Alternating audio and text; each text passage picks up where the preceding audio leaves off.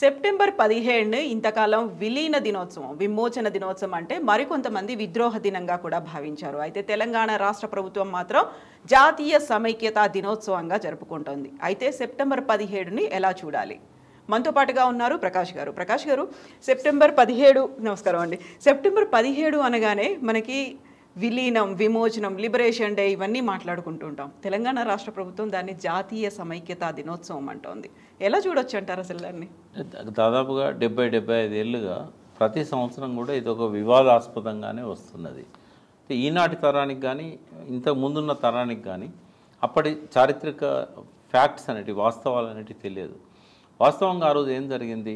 సర్దార్ పటేల్ సైన్యాన్ని పంపించి నిజాం ప్రభుత్వాన్ని లొంగ తీసుకొని, సైన్యాన్ని అంతా కూడా లొంగ తీసుకొని, జనరల్ చౌదరి అని ఆయన మిలిటరీ జనరల్ని ఇక్కడ ఆయన చేతిలోకి అంటే అప్పుడు హైదరాబాద్ స్టేట్ ఉండేది, 16 జిల్లాలతో కూడిన హైదరాబాద్ స్టేటు. అప్పుడు 8 తెలంగాణ జిల్లాలు ఉండేది. ఖమ్మం జిల్లా కానీ రంగారెడ్డి జిల్లా కానీ అప్పుడు లేవు. 8 తెలంగాణ జిల్లాలు, 5 ఏమో మహారాష్ట్ర జిల్లాలు, 3 ఏమో ఉత్తర కర్ణాటక జిల్లాలు. అవి 8, 16 జిల్లాలతో కూడిన హైదరాబాద్ స్టేట్ ఉండేది. దానికి రాజుగా నిజాం ఉండేవాడు. అయితే ఆనాటి ప్రభుత్వాన్ని కూలదోసి మిలిటరీని చేతిలోకి తీసుకొని జనరల్ చౌదరి పరిపాలకుడు అయ్యాడు. కానీ ఐక్యరాజ్య సమితిలో సెక్యూరిటీ కౌన్సిల్లో ఒక చర్చ కొనసాగింది. ఇది హైదరాబాద్ మీద భారత ప్రభుత్వం చేసిన దాడిగా దాన్ని వర్ణించారు. ఎందుకు అంటే ఒక అగ్రిమెంట్ ఉండేది నిజాంకు. బ్రిటిష్ వాళ్ళు వెళ్ళిపోయిన తర్వాత ఈ ప్రిన్స్లీ స్టేట్స్ ఏవైతే ఉన్నాయో 565 ప్రిన్స్లీ స్టేట్స్ ఉండేది. వీళ్ళందరికీ ఒక స్వేచ్ఛనిచ్చారు బ్రిటిష్ ప్రభుత్వం. మీరు ఈ 2గా డివైడ్ అయింది భారతదేశం. ఒక రోజు ముందు పాకిస్తాన్ డివైడ్ అయింది. పాకిస్తాన్లో ఉంటారా, భారతదేశంలో ఉంటారా, లేదా మీ రెండింటికి ఎందులో చేరకుండా ఒక స్వతంత్రంగా మీరు వాళ్ళతో ఒక ఒప్పందం చేసుకొని మీరు మనుగడ సాగిస్తారా? ఈ 3 రకాల అవకాశాలు ప్రిన్స్లీ స్టేట్స్కి ఉంటాయని చెప్పేసి బ్రిటిష్ ప్రభుత్వం చెప్పింది. చెప్పినప్పుడు పాకిస్తాన్కు దగ్గరగా ఉన్న కొన్ని సంస్థానాలు, ఒక 4-5 సంస్థానాలు కావచ్చు, లేదా ఇంకొంచెం ఎక్కువ, ఇవి పాకిస్తాన్లో చేరిపోయినాయి. భారతదేశంలో ఉన్న సంస్థానాలన్నీ కూడా భారతదేశంలో చేరిపోయినాయి. మిగిలిన ఏంటంటే జునాగఢ్ అనేది ఒకటి గుజరాత్ బార్డర్లో ఉంది, తర్వాత కాశ్మీర్, తర్వాత హైదరాబాద్ స్టేట్. ఈ 3 చాలా కాలం దాకా తేల్చలేదు. తేల్చకపోతే నెహ్రూ ఏం చేశాడంటే అక్కడున్న ప్రజలల్లో ఉద్యమం రావడంతో కాశ్మీర్ను భారతదేశంలో కలిపారు. అప్పుడు కలిపినప్పుడు కాశ్మీర్లో ఎక్కువ మంది ముస్లిమ్స్ ఉండే, రాజు హిందూ ఉండే. జునాగఢ్లో రాజు ముస్లిము, ప్రజలు హిందువులు. అందుకని రాజు పాకిస్తాన్ పారిపోయాడు. ఆ 2 దిక్కుల ఏం ప్రాబ్లం లేకుండానే జరిగింది. ఇక్కడ హైదరాబాద్కి వచ్చేసరికి ఏంటంటే ఒక ఒప్పందం చేసుకున్నాడు నిజాం. స్టాండ్ స్టిల్ అగ్రిమెంట్ అంటారు, యథాతథ స్థితి. అంటే యథాతథ స్థితి అంటే భారతదేశంలో కలవకుండా, పాకిస్తాన్లో కలవకుండా యాజ్ ఇట్ ఈస్గా ఒక రక్షణ, తర్వాత రవాణా, ఇట్లాంటి విషయాలలో ఒక ఒప్పందం చేసుకొని, అది నవంబర్ 29, 1947 నాడు ఆ ఒప్పందము సంతకం చేశారు భారత పాలకులు, నిజాం. అది 1 ఇయర్ దాకా ఉండాలి. అంటే మళ్ళీ నవంబర్ 29, 1947 దాకా ఉండాలి. కానీ సెప్టెంబర్ వచ్చేసరికి సెప్టెంబర్ 12న ఆర్మీ ఇక్కడికి వచ్చింది. ఎందుకు రావాల్సి వచ్చిందంటే వాళ్ళ మధ్య కొన్ని అనుమానాలు, అపోహలు దారితీశాయి. ఇంకా దానికి మెయిన్ కారణం ఏంటంటే ఇక్కడ కమ్యూనిస్టుల యొక్క ప్రాబల్యం పెరగడం. ఈ కమ్యూనిస్టులు దున్నేవానిదే భూమి అని చెప్పి భూస్వాముల భూములన్నీ ఆక్రమించుకుంటూ జరుగుతున్నది ఒకవైపు ఉంటే, కాసిం రజ్వీ అని రజాకారులను ఉసిగొల్పి ప్రజల ప్రాణాలను మంటగల్పడం, ఈ చూసి ఏం చేశారంటే సర్దార్ పటేల్ రజాకారులను అడ్డుకోవాలనే ఒక నెపంతో ఇక్కడికి సైన్యాన్ని పంపాడు. వాస్తవంగా హిడెన్ ఎజెండా ఏంటంటే కమ్యూనిస్టులు ఇక్కడ బాగా పెరిగిపోతున్నారు, ఒక్కొక్క జిల్లాకు విస్తరిస్తూ తెలంగాణ అంతా కూడా వాళ్ళ మయమైపోయింది. అదే సమయంలో చైనాలో విప్లవం వచ్చింది.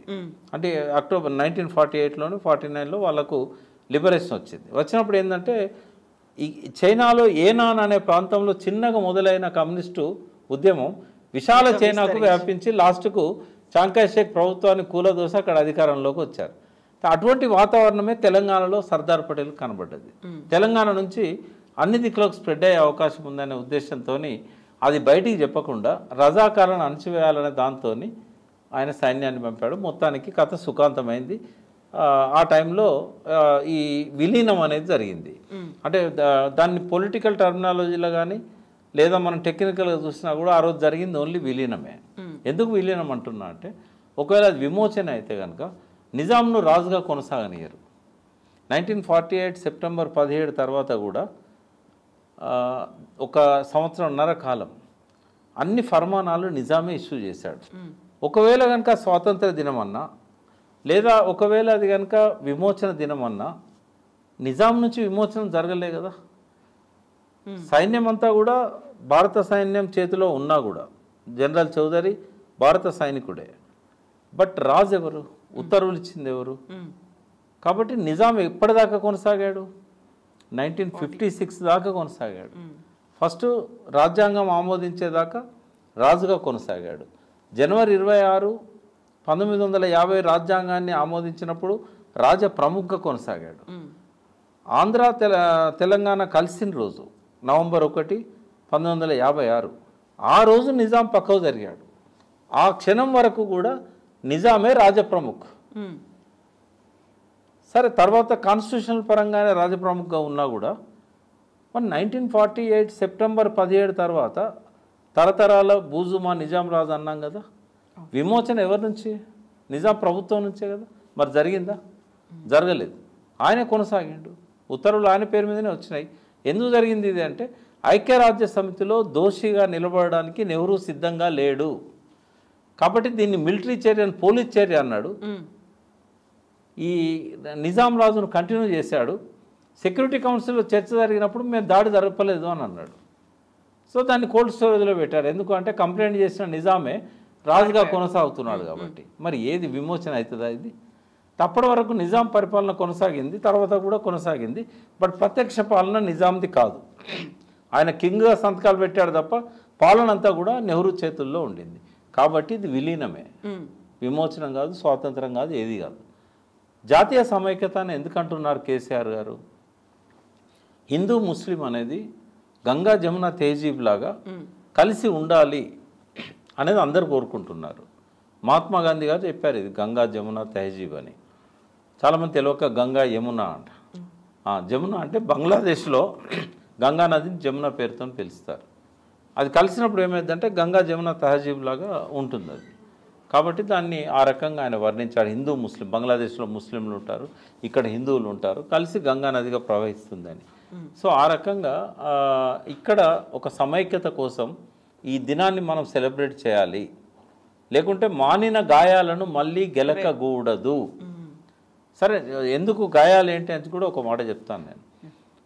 సైన్యం వచ్చినప్పుడు సెప్టెంబర్ 12 నుంచి 17 లోపల అఫీషియల్గానే 40,000 మంది ముస్లింలను ఉచ్చకూత కోసారు. అన్ని వైపుల నుంచి వస్తున్నప్పుడు ముస్లింల మీద దాడి జరిగింది. ఎందుకు అంటే రజాకారులను ఉసిగొల్పి హిందువులను చంపేశారనే ఒక కోపంతో ఎక్కడ ముస్లిం కనబడితే అక్కడ చంపేశారు. ఇవన్నీ కూడా గాయాలు. ఇప్పుడు అది గుర్తు చేసుకోవాలా? పండిట్ సుందర్లాల్ కమిటీని నెహ్రూ అపాయింట్ చేసినప్పుడు అందులో ఒక ముస్లిం ప్రతినిధి కూడా ఉన్నాడు. వాళ్ళు వచ్చి ఎంక్వైరీ చేశారు. ఒక 2 నెలల లోపే, పోలీస్ యాక్షన్ జరిగినాక 2 నెలల లోపే విచారణ చేసినప్పుడు వాళ్ళు ఇచ్చిన అఫీషియల్ ఫిగరే 40,000 మంది ముస్లింలను ఊచకోత కోసింది సైన్యం అని. ఇప్పుడు స్వాతంత్ర దినమన్నా లేకుంటే విమోచన దినమన్నా ఈ గాయాలను గెలకడమే అవుతుంది. రజాకార్ల చేతిలో చనిపోయింది మ్యాక్సిమం ఉంటే 300 మంది ఉంటారు కావచ్చు. తర్వాత పోలీస్ యాక్షన్ జరిగిన తర్వాత 1951 అక్టోబర్ నాటి వరకు మిలిటరీ యథేచ్ఛగా తెలంగాణ గ్రామాల మీద దాడులు చేసింది. గిరిజనులను కాన్సన్ట్రేషన్ క్యాంపుల్లో పెట్టి చిత్రహింసలు చేసింది. వాళ్ళ చేతుల్లో బలైన వాళ్ళు 3,000 మంది తెలంగాణ పల్లెల్లో. అంటే 1948 సెప్టెంబర్ 17 తర్వాత రాజ్యాంగాన్ని అమలు చేసే నాటి వరకే దాదాపు 2,000-3,000 మంది నెహ్రూ పంపిన పోలీసుల చేతుల్లో ప్రాణాలు అర్పించారు. మరి ఎక్కడ స్వాతంత్రం వచ్చినట్టు, ఎక్కడ విమోచన అయినట్టు? పాలనాపరంగా విలీనం జరిగిందే తప్ప ప్రజలకు స్వేచ్ఛా స్వాతంత్రాలు లభించలేదు. ముస్లింలను సైన్యం ఊచకోత కోసింది, అదే సైన్యం తెలంగాణ పల్లెల మీదకి వచ్చి మళ్ళీ ఒక 3,000 మందిని చంపేసింది కమ్యూనిస్టులను అణచివేసే పేరుతోని. కాబట్టి ఆ మొత్తం పీరియడ్ అంతా కూడా తెలంగాణ ఉడికిపోయింది. అంతా నెత్తురు ఉడికిన సమయం, ఎంతోమంది రక్త తర్పణలు చేసిన సమయం, హింస ప్రతిహింసలు అనేటి రోజు జరిగిన సమయం. కాబట్టి నిజమైన స్వాతంత్రం ఏది ఆ రోజుల్లో జరగలేదు. ఆ గాయాలను గెలుకొద్దనే ఉద్దేశంతో కేసీఆర్ గారు ఆయన పరిపాలకుడు కాబట్టి జాతీయ సమైక్యత దినంగా ఆయన అభివర్ణించారు. బీజేపీ ఏంటంటే పొలిటికల్ అడ్వాంటేజ్ తీసుకోవాలనుకుంటుంది. ఎంత ముస్లిం వ్యతిరేకత రెచ్చగొడితే అంతగా వాళ్ళ ఓట్ బ్యాంకు స్థిరపడుతుందనే ఉద్దేశంతో వాళ్ళు దీన్ని స్వాతంత్ర దినం అని చెప్పి అఫీషియల్గా లిబరేషన్ డే పేరుతోని పోయిన సంవత్సరమే పరేడ్ గ్రౌండ్లో అమిత్ షా, మోడీ వీళ్ళంతా మహారాష్ట్ర ముఖ్యమంత్రిని పిలిచారు. మన కేసీఆర్ గారు పోలేదు దానికి, ఎందుకంటే దాన్ని ఆయన నమ్మట్లేదు కాబట్టి, విముక్తి దినం అంటే ఆయన నమ్మట్లేదు కాబట్టి. వాళ్ళు కేంద్ర ప్రభుత్వం నుంచి అఫీషియల్గా చేసినా కూడా రాష్ట్ర ప్రభుత్వం దాన్ని సహకరించలేదు. దానికి ప్రత్యామ్నాయంగా జాతీయ సమైక్యత దినం జరుపుకుంటున్నాం. అయితే ఇక్కడే బీజేపీ అన్టోల్డ్ స్టోరీ అంటూ రజాకార్ల ఆ కాలంలో జరిగినటువంటి హిందువుల మీద జరిగినటువంటి అత్యాచారాలు, అఘాయిత్యాలు వీటన్నిటి మీద రజాకార్ అనే ఒక సినిమాని తీసుకొస్తోంది. అది కూడా మీరు చెప్పిన ఈ దీనికి కాకుండా ఇంకొకటి ఉంది, మరోవైపు ఉంది, మరో కోణం ఉంది, అన్టోల్డ్ స్టోరీ అనేది రాబోతోంది. అది జయశంకర్ గారు తెలంగాణ ప్రజలంతా గౌరవిస్తారు జయశంకర్ గారిని. కేసీఆర్ గారికి అయితే స్వయంగా ఆయన గురువు. వారు ఏమన్నారంటే రజాకార్ అంటే స్వయం సేవకుడు, రజాకార్లు అంటే కేవలం ముస్లింలే కాదు, రజాకార్ల పేరుతోని తెలంగాణ గ్రామాలలో జరిగిన దాడులలో మారణకాండలో ఎక్కువ భాగం హిందువులదే అన్నాడు. ఎట్లా జరిగిందంటే ఒక గ్రామంలో ఒక భూస్వామిని గ్రామం నుంచి తరిమేస్తే ఆయన కాసిం రజ్వీ దగ్గరకు వచ్చి రజాకారులను వెంబడి తీసుకొని మళ్ళీ ఆ గ్రామాలకు వెళ్ళినప్పుడు ఒక 20 మంది 30 మంది లేదా 100 మంది రజాకారులు కాసిం రజ్వీ పంపిన వాళ్ళు ఉంటే అంతకు 3-4 రెట్లు ఆ భూస్వాముల గుండాలు వాళ్ళంతా హిందువులే, వాళ్ళంతా కూలీనాలు చేసుకునే వాళ్ళే, వాళ్ళంతా దొరక అనుచరులుగా ఉన్న వాళ్ళే, అన్ని కులాల వాళ్ళు ఈ రజాకారులతో కలిసి ఈ కిష్కింద కాండను కొనసాగించారు, మారణ హోమాన్ని కొనసాగించారు. మరి ప్రతి ఒక్కరూ ఆ రజాకారుల చేతుల్లో ఎవరైతే హింసకు గురైనలో ఆ హింసకు గురి చేసిన వాళ్ళంతా రజాకారులేనా, వాళ్ళ హిందువులు లేరా? ప్రతి గ్రామంలో కూడా భూస్వాముల గుండాలు అందులో ప్రధాన పాత్ర, బయట నుంచి వచ్చిన వాళ్ళే తక్కువ పాత్ర. మరి అటువంటిప్పుడు రజాకార్ అంటే ముస్లిమే ఎట్లయితాడు? పేరు రజాకార్ అనేది స్వయం సేవకు ముస్లిందే, తయారు చేసింది కాసిం రజ్వీ. కానీ గ్రామాల మీద దాడులు చేసింది వాళ్ళు ఒక్కరేనా? భూస్వాములు లేరా? ఆ భూస్వాముల్లో విష్ణు రామచంద్రారెడ్డి లేడా, జన్నారెడ్డి ప్రతాప్ రెడ్డి లేడా? వీళ్ళంతా కూడా ముస్లింలేనా? అంటే హిందూ ముస్లిం లాగా చూడొద్దు. రజాకార్ల కాలం నాటి హింసను అది 2 వర్గాల మధ్య హింసలాగా చూడాలి. అందులో దాడులు చేసిన వాళ్ళల్లో హిందువులు ఉన్నారు, దాడులకు గురైన వాళ్ళల్లో ముస్లింలు ఉన్నారు. ఇదే రజాకార్లు బందగి చేతులు నరికేసి ఆయన చంపేశారు కదా, నిజాంకు వ్యతిరేకంగా రాస్తున్నాడని. అంటే రజాకార్ల చేతుల్లో ముస్లింలు బలైన సంఘటనలు ఉన్నాయి. రజాకార్ల పేరుతోని హిందూ గుండాలు కూడా హిందువుల మీద దాడులు చేసిన సందర్భాలు ఉన్నాయి. కాబట్టి ఆ రకంగా పొలిటికల్ మైలేజ్ కోసము ఇవాళ రజాకార్లంతా ముస్లింలే, వాళ్ళే ఇంత చేశారు. పోనీ రజాకార్ల చేతిలో చనిపోయిన వాళ్ళు ఎంత, భారత సైనికుల చేతుల్లో చనిపోయిన వాళ్ళు తెలంగాణ గడ్డ మీద ఎంతమంది ఉన్నారు, అప్పుడు హైదరాబాద్ స్టేట్లో ఎంతమంది ఉన్నారు? ఈ లెక్కల్లోకి వెళ్ళినట్టయితే జమీన్ ఆస్మాన్ ఫరక్ ఉంటుంది. మహా అంటే 300 మంది రజాకార్ల చేతుల్లో చనిపోవచ్చు, మానభంగాలకు గురి కావచ్చు. కానీ పోలీసుల చేతుల్లో మానభంగాలకు గురైన వాళ్ళు, ప్రాణాలు అర్పించిన వాళ్ళు వేల సంఖ్యలో ఉన్నారు. దానికి భారత ప్రభుత్వం ఏం సమాధానం చెప్తుంది?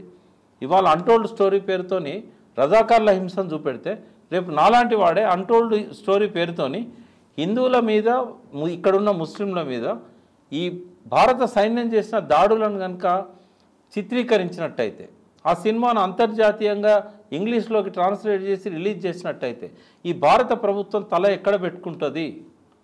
ఒక తల్లి, ఒక ముస్లిం తల్లి బిడ్డను చంకలో పెట్టుకున్నది. ఆ తల్లిని బిడ్డను బావిలో వేసి ఆమెతో పాటు ఒక 30 మందిని వేసి వాళ్ళ మీద గడ్డి వేసి పెట్రోల్ పోసి తలగబెడితే ఆ విచారణకు వచ్చిన కమిటీ ముందు అస్థిపంజరాలలో పాప అస్థిపంజరం తల్లి ఒడిలో ఉంది. ఇటువంటి దుర్మార్గాలు ఇప్పుడు నేను చూపెడితే ఏం కావాలి భారతదేశం పరు? అందుకే ఇటువంటి గాయాలతో గెలికినట్టయితే బౌన్స్ బ్యాక్ అవుతుంది, అది ఎప్పటికీ చరిత్ర క్షమించదు. ఇప్పుడు అదే సెప్టెంబర్ 17 రోజున ఒకవైపు కాంగ్రెస్, మరోవైపు బీజేపీ, ఇంకొక వైపు బీఆర్ఎస్ సభలు, సమావేశాలు, బహిరంగ సభల్ని అదే ఒక ఎలక్షన్స్ కోసం జరిగేటువంటి ఒక వేదికగా దాన్ని మార్చుకుంటున్నాయి. అంటే ఎప్పుడు చరిత్రను వక్రీకరించొద్దమ్మా. నేను ఒక చరిత్రకారునిగా నేను నా తెలంగాణ ఉద్యమాల చరిత్రలో ఆ రోజు ఏం జరిగింది మొత్తం ప్రతిదీ నేను రాశాను. చరిత్రతో ఆడుకోవద్దు, చరిత్రను వక్రీకరించొద్దు, భవిష్యత్ తరాలను పక్కదారి పట్టియొద్దు.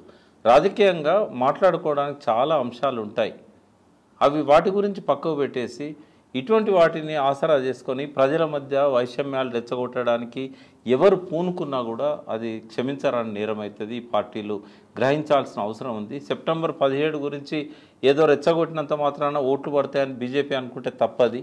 సెప్టెంబర్ 17ను సోనియా గాంధీని తీసుకొచ్చి ఇంకొక రకంగా సెలబ్రేట్ చేసినా కూడా దాన్ని ఏం పెద్ద దాని మైలేజ్ ఏం రాదు దానికి. సో హిందూ ముస్లింలు బాయిగా ఉండాలని చెప్పే జాతీయ సమైక్యతా దినం ఏదైతే కేసీఆర్ గారు పిలిపించారో దీన్ని తెలంగాణ ప్రజలు హర్షిస్తారు. ఆ గాయాలను గెలకకుండా మనం కలిసి ఉందామనే ఏదైతే ఒక పిలిపించాడో అది సర్వదా హర్షణీయం, ఆమోదనీయం.